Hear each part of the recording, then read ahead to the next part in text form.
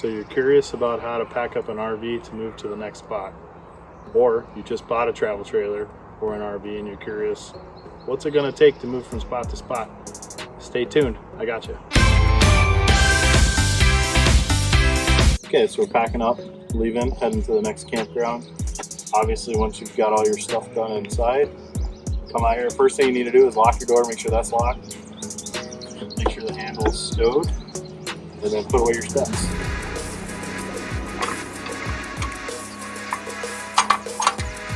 In our case, we have a contraption called the solid stance. It actually helps a lot with the balance and helps stabilize the back end of the trailer.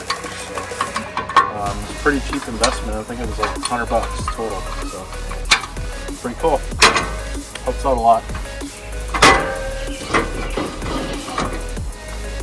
There you go. Steps are stowed. Steps are stowed. So we had steps stowed. The next step for us is we bought these aftermarket stabilization bars. They kind of, one goes under your steps, one goes under the rear bumper, and you tighten them down with the ratchet strap. It just helps add some more stability. So next step is taking these down and stowing those away.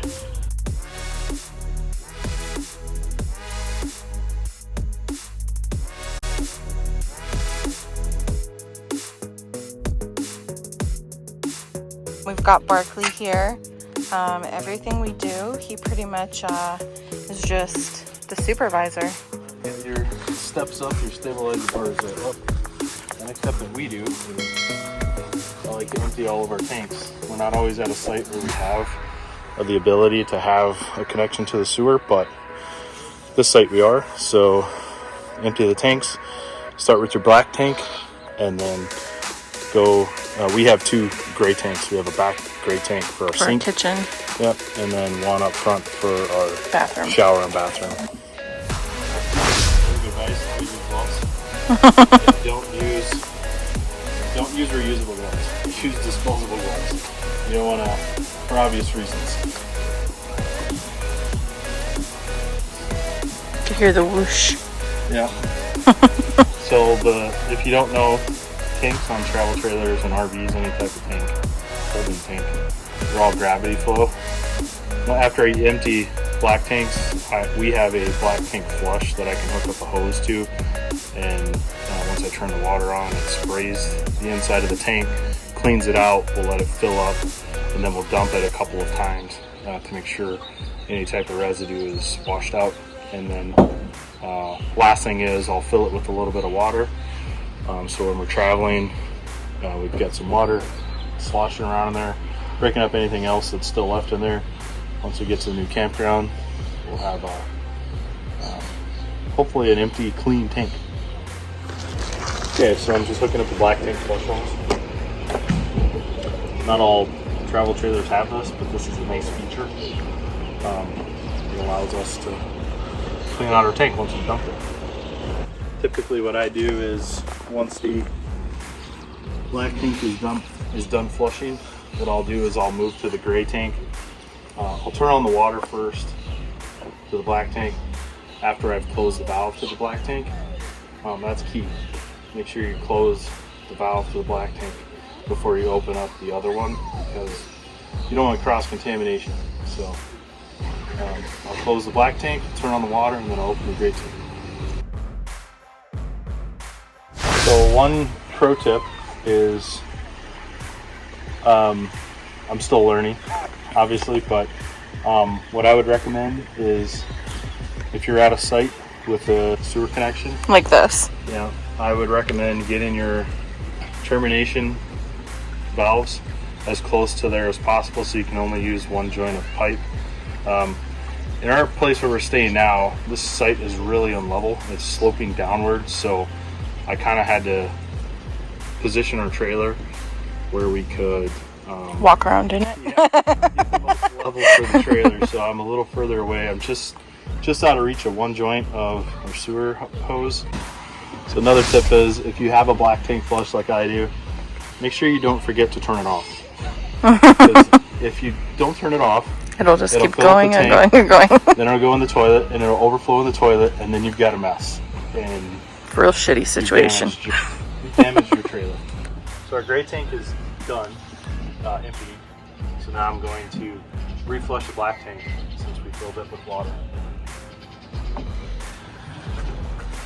You kind of just want to redo it as many times as necessary in order to get a clear water coming out of the hose.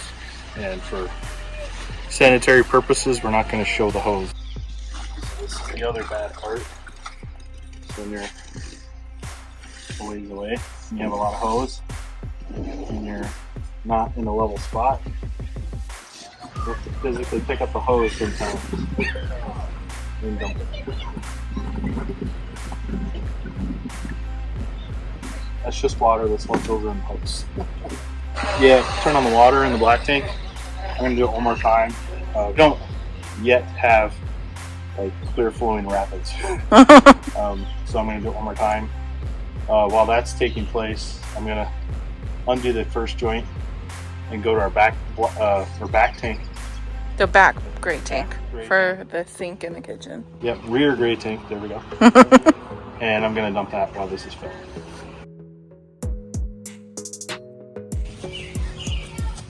So I've got it hooked up to the back gray tank, rear gray tank for the kitchen sink. Yep. That's empty now. Once this is done, I'll cut off the water to the black tank flush and reconnect, dump the black tank, and we should be good. Cool.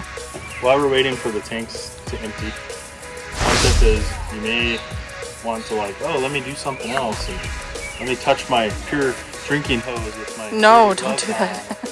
Fully electric off. Like I would just either, if you want to take the gloves off and do other stuff while this is draining, go ahead.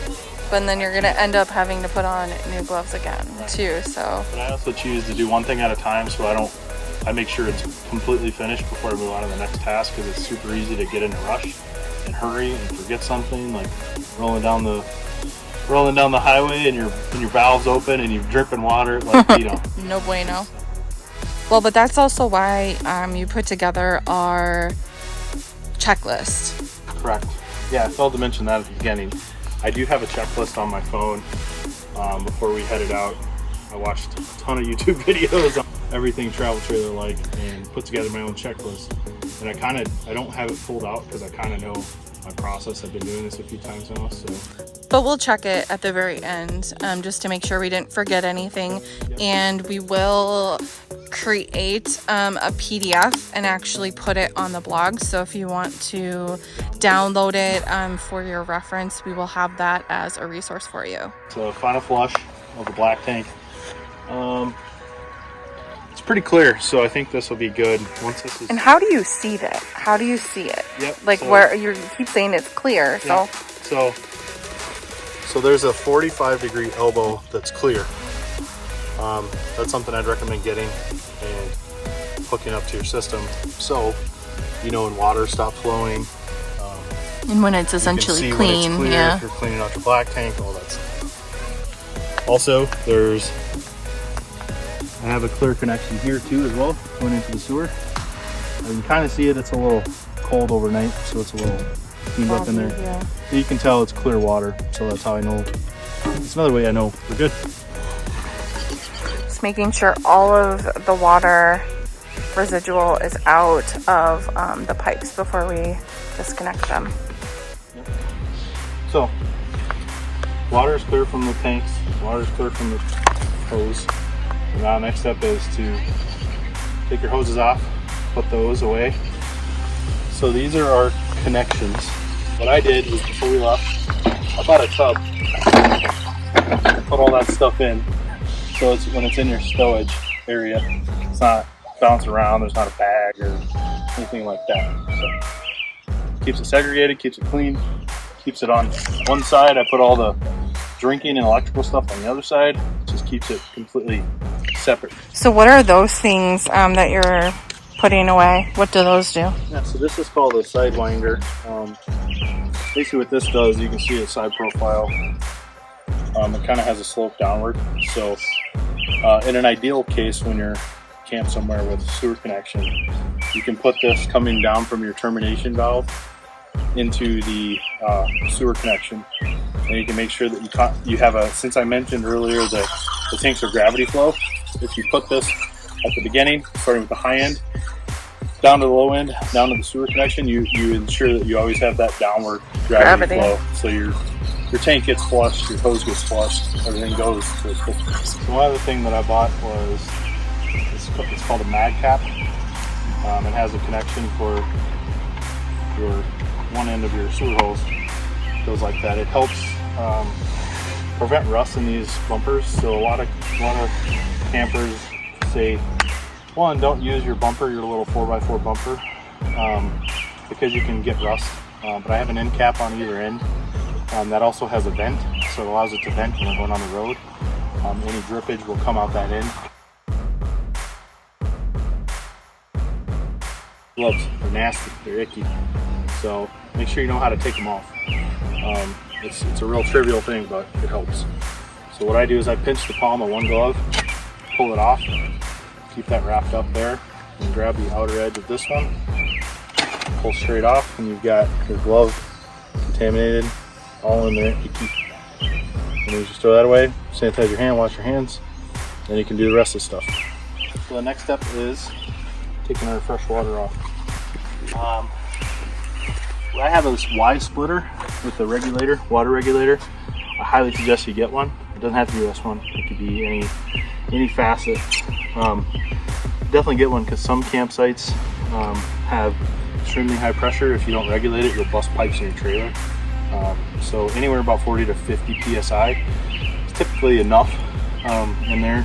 It's not going to damage anything. I think in a normal household you only get 30 to 40 anyways, so believe it or not. One key tip is always disconnect your fresh water from the supply side first, because then when you do this you don't have water squirting out everywhere because it's pressurized. So just a little tip pick up along the way. Also, these 0G hoses, they're spectacular. They collapse really well, they fold really well. You can leave them coiled up if you have a lot of extra hose, and they work really well. Final step for our pack up is electrical. I do this the very last thing because you need to be focused on electrical, because you can electrocute yourself. But the other thing is too, is when we're still connected to electrical, when we bring our slide in, then we're using the electric to do that versus running it off of the battery too. Yep, good point. So what I do is I start with the pedestal first. I turn off the breaker. The first thing I do. Turn off the breaker, disconnect our surge protector. We're now safe from electricity. Trailer's cut off from power, and we won't electrocute ourselves. Then you just wind this up, stow it. That's it. Almost the last step, next to the last step, is raising the stabilizers. We have power stabilizers on our travel trailer. We have a retract and extend option. So if you were gonna retract them, you're gonna be there a while waiting on that. So what we have is we have a remote. Handy dandy. This is super helpful too, because you can walk around the trailer. You can do your final walk around check while you're holding the button. And like for instance, in our case, we have these stabilizer pads. Just provides a flat surface for the feet of the stabilizer jacks.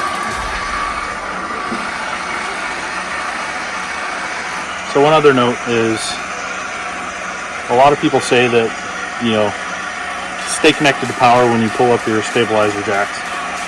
That's one way you can do it. You can preserve your battery life on your trailer by doing that. It's a little faster, but I have a method to my madness. I do things in a certain order, and I don't like to change it, so it is what it is. It gets the job done either way. One other thing that's pretty safe to do, there you have it set, is invest in a torque wrench. I think I got this for $24 at Harbor Freight. And know the torque ratings on your wheels. A lot of these wheels have, on travel trailers specifically, have aluminum wheels. They come loose after a certain amount of time, or they can. It's just a good safety measure. torque the wheels before you do that.